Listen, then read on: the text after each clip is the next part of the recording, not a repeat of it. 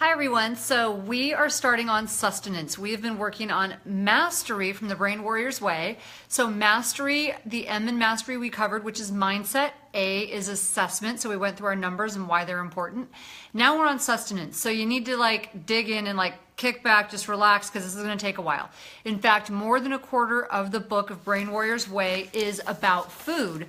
And then there's the whole cookbook on top of it with all the strategies and shopping lists and recipes. And you got to ask why. Why is so much of this about food? So all of it's important, but it's really important that you get your food right. In fact, I love this quote. You guys tell me who you think it is that said this. Most of you will know. Everyone has a doctor in him or her. We just have to help it in its work. The natural healing force within each one of us is the greatest force in getting well. Our food should be our medicine should be our food.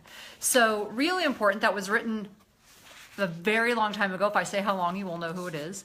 So tell me who you think said that. And as we get started on here, this is one of my favorite parts, obviously, because I wrote it.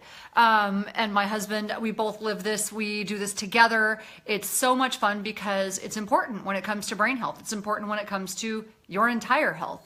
So let's talk about why. Your brain, even though it only weighs between 2 and 3 pounds, closer to 3 pounds, but it uses 20 to 30% of the calories you consume. So this tiny little mass between your ears uses most of the calories you consume proportionately, right? So really important to think about that. So your brain is very active and it needs a lot of nutrition. So if you're giving it the wrong nutrition, it's a little like when I think of this, when I think of it from a warrior perspective, because you know I love that because it works.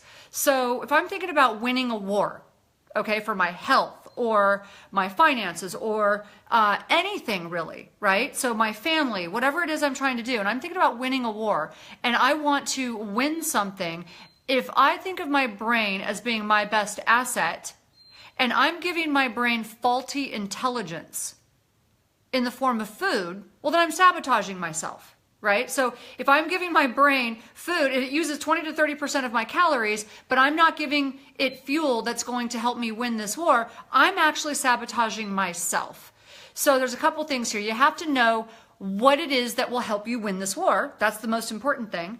And so what will help you win? And then you got to know how to do this. So it's going to take us a little while, but I think it's going to be fun, really interesting. So one of my favorite parts of this section was I did a lot of research on ancient warriors because I'm fascinated with them. So got to go to Rome this summer, studied about the gladiators, going to go to Japan soon, want to learn about the ninjas and the samurai, and I've been studying them. Now I get to go sort of see, where they originated, their roots, where they came from.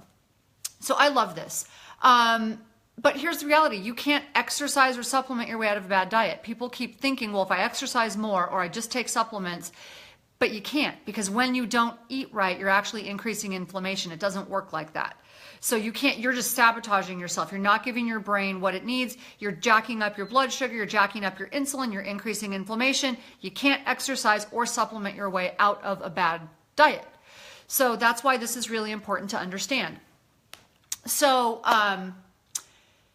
one of the problems here is all the confusing messages. I don't know about you, but when I first started on this journey, I was completely confused. I have been working out for a very long time. I've been involved in the health industry for a very long time. I've gone to all the extremes, gone down all the rabbit holes of, from veganism to caveman to, I've done it all. And there's a lot of extremes you can do, a lot of food philosophies, but which ones actually focus on your health, not a philosophy, but helping you get well.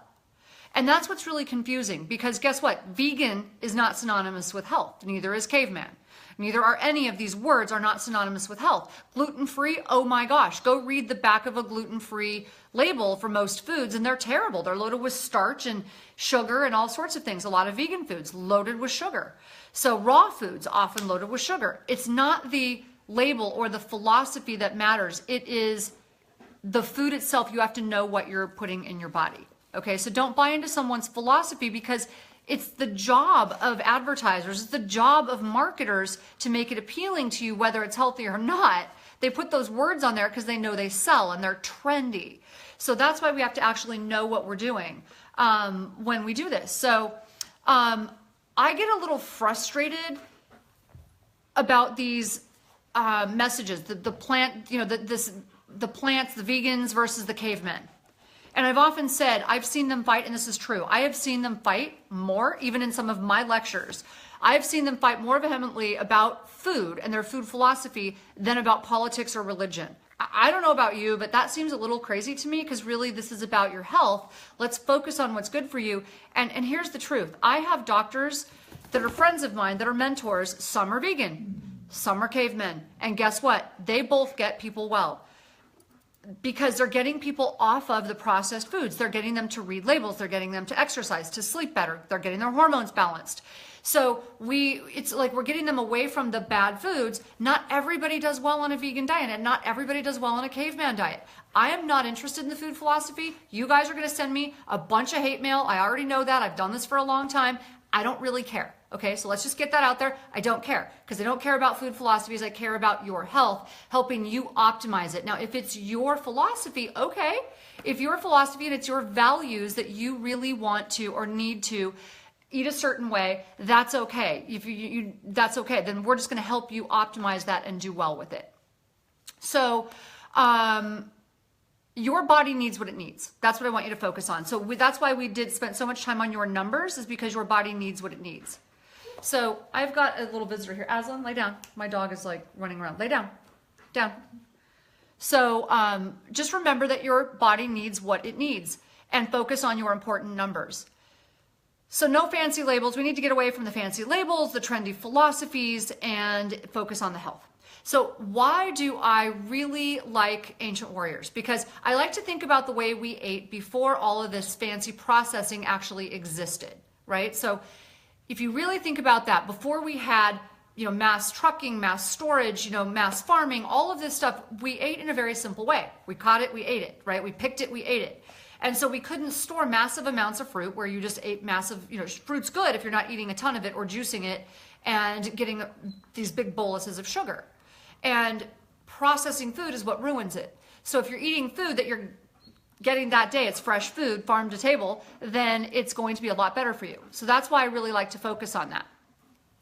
So I'm not going to go through all of I actually write a lot about ancient warriors in the new book, and it's my favorite section because I got to do a lot of research on it. But I won't go through all of them, but I just want to point out a couple. So out of the ancient warriors, there are Spartans, who I really love, because they were known for being like the elite of the warriors. Spartans ate for one reason, and it was to win.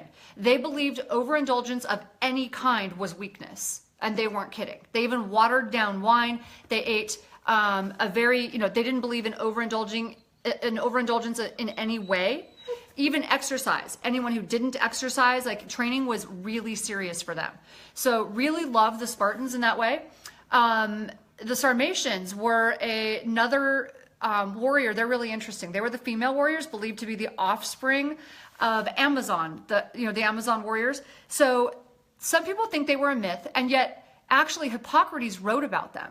So he wrote something super interesting about them. If I can find it really quickly, it's well, anyways, what he wrote about them. I'll just summarize it for you. What Hippocrates had said, he actually wrote about them way back, and he said that if these women were known to be warriors while they were virgins, before they were married and before they bore children, they had their left breast removed. It was cauterized.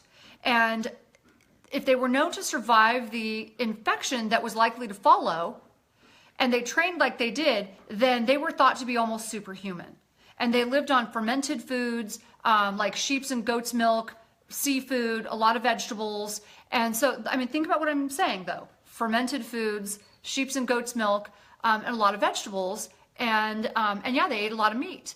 But they would ride through town with one breast exposed, right? So they would have one breast removed in order to use their bow and arrow more easily. And that was actually thought to be a sign of power, a sign of strength. I like that idea for one reason. We often think to ourselves of women who have experienced having to have a breast removed. They think of themselves as less than, right? They think of themselves as having, their body sort of mutilated. And yet back then, that was considered, wow, that woman's a warrior. She's like superhuman. I just want you to think about it. It's how we frame things sometimes. So I love that concept, that they survived something most people would never survive. So it's a really cool thing. Ninjas were the vegetarians of the time, and they believed that food and medicine had the same roots. They needed to be small. One of the reasons they didn't eat meat was because they needed to be small and acrobatic. So I thought that was really cool to think of. Meat was thought to make people larger, and they needed to be very athletic and small. Samurai, my favorite, the pen and the cord in a sword. They believed in working on, your strength, your spirit, and the body, the mind, and the spirit all together. The pen and the cord and a sword. So I love that. They had their Bushido, which was their code of ethics. And they had this traditional pre-war meal of chestnuts, kelp, and abalone. So think about what I'm saying. That's really cool, right? So seafood, but they always ate to win. And Mongols, thought to be these amazing savages, were actually really smart. They were brilliant tacticians, but they were nomads, so they couldn't farm vegetables and fruits. They were thought to be responsible for bringing us steak tartare because they didn't want to start fires. They would take their horse meat, put it under their saddle, and ride and have the sweat from the horse, that salt actually break down that meat and make it easy for them to eat. So really interesting. And then Vikings, of course, were thought to be the perfect humans. They were larger than most people of that time. They ate a more diverse diet than most people in the area. And the bread they ate was mostly sourdough. Now, the commoners were actually not that healthy and not that big, but their warriors and their nobility, they were very large people, very healthy, and ate a lot of fermented foods as well. So I'm not going to go into all of them, but I thought that was really fun to kind of share. And there's others that I'll bring up, like the Apaches. I'll bring them up later. But they were like the ninjas of the Americas.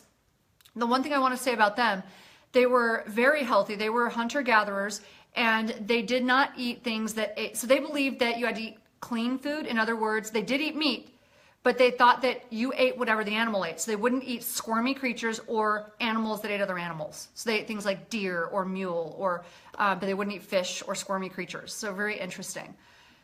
So we'll talk more about warriors as we go. This is an introduction to what we're going to get into with food, but why it's so important to win. These people, their survival depended on them winning, and so they had to nourish their bodies accordingly.